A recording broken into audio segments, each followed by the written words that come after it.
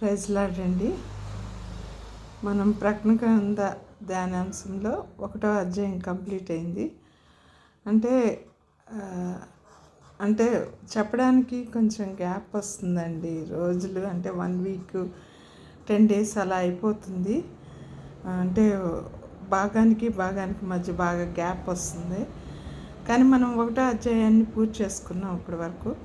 2వ అధ్యాయంలో అంటే దేవుడు యోహాను గారికి 7 సంఘాల గురించి తెలియచేశారు. అక్కడ అంత్యకాలం ముందు ఒక్కొక్క సంఘానికి ఏం జరుగుతుందో దేవుడు తెలియచేశారండి.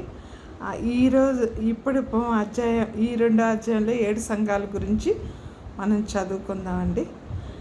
ఫస్ట్ ఎఫెసు సంఘానికి దేవుడు ఏం చెప్పారంటే, ఎఫెసులో ఉన్న సంఘపు దూతకు ఇలాగ రాయము.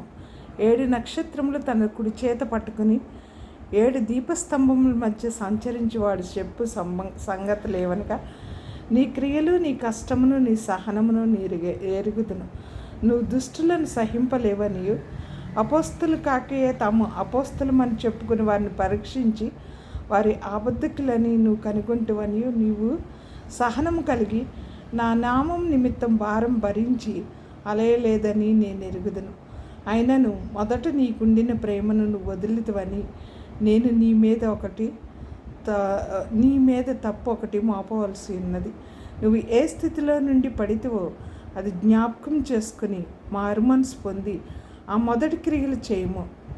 అట్లు చేసి నువ్వు మారుమనసు పొందితేనే సరి, లేని ఎళ్ళ నేను నీ యొద్దకు వచ్చి నీ దీపస్తంభంను దాని చోట నుండి తీసివేతును.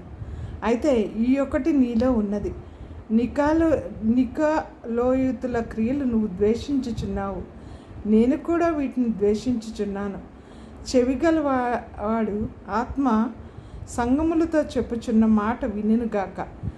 జయించువానికి దేవుని పరదేశంలో ఉన్న జీవ వృక్ష ఫలములను భుజింపనెత్తును. ఇందులో ఈ సంఘానికి దేవుడు ఏం చెప్తున్నారంటే, నువ్వు ఫస్ట్ నుంచి దుష్టులను సహింపలేదని, అపోస్తులు కాకే తమ అపోస్తులమని చెప్పుకొని వారిని పరీక్షించి వారి అబద్ధకులను కనుక్కుంటావనియు, నీవు సహనం కలిగి నా నామం నిమిత్తం భారం భరించి అలయలేదని నేను ఎరుగుదును. అయితే నువ్వు నీకు మొదటి నుండి ప్రేమ వదిలితివి, నీ మీద నేను ఒక తప్పు మోపుతున్నాను. నువ్వు ఆ తప్పుని నువ్వే స్థితిలో నుండి పడితేవో అది జ్ఞాపకం చేసుకుని మారు మనసు పొందుము, మొదటి క్రియలను చేయము. అంటే నువ్వు మొదట ఎలా చేసావో అలాగే ఉంటేనే సరే, లేని వల్ల ఆ దీపస్తంభాన్ని నీ వద్దకు వచ్చి దేవుడు ఆ సంఘానికి ఒక దీపస్తంభాన్ని ఇచ్చారు. ఆ దీపస్తంభాన్ని నీలోంచి తీసేస్తాను. కాకపోతే నీలో ఒకటి ఉంది, నేను నికోలయోతుల క్రియలు ద్వేషించుచున్నాను, నువ్వు కూడా వాటిని ద్వేషించుచున్నావు. చెవుగలవాడు ఆత్మ సంగములతో చెప్పుచున్నమాట వినుగాక. జయించువానికి దేవుని పరదేశంలో ఉన్న జీవవృక్ష ఫలంబులు భుజించనిత్తును. అంటే ఈ సంఘానికి ఏం చెప్తున్నారంటే, ప్రభు ఆ నికాలోయుతుల బోధలు నేను అసహించుకున్నాను, నువ్వు అసహించుకున్నావు. నువ్వు నా సేవలో నువ్వు నాకు చాలా చేసి అలయలేదని నేను ఎరుగుదును. అయితే మొదటి నేను ప్రేమ వదిలేవు కనుక అది సరిచేసుకోమని దేవుడు ఆ సంఘానికి చెప్తున్నారు. తర్వాత ఆత్మ సంగములతో చెప్పుచున్న మాట వినుగాక. జయించువానికి అంటే ఈ యొక్క వీళ్ళ యొక్క బోధనలో అంటే సైతాను శోధనల నుంచి తప్పించుకున్న వారికి, అంటే వారిని జయించిన వారికి జీవవృక్ష ఫలాలు ఇస్తారట. అంటే పరలోకంలో జీవవృక్షం ఉంటుంది.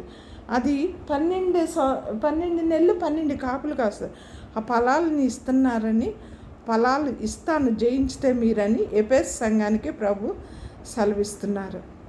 దేవుడు ఈ వాక్యమును దీవించునుగాక. ప్లీజ్ ఈ యొక్క ఛానల్ సబ్స్క్రైబ్ చేసుకోండి. Please, thank you.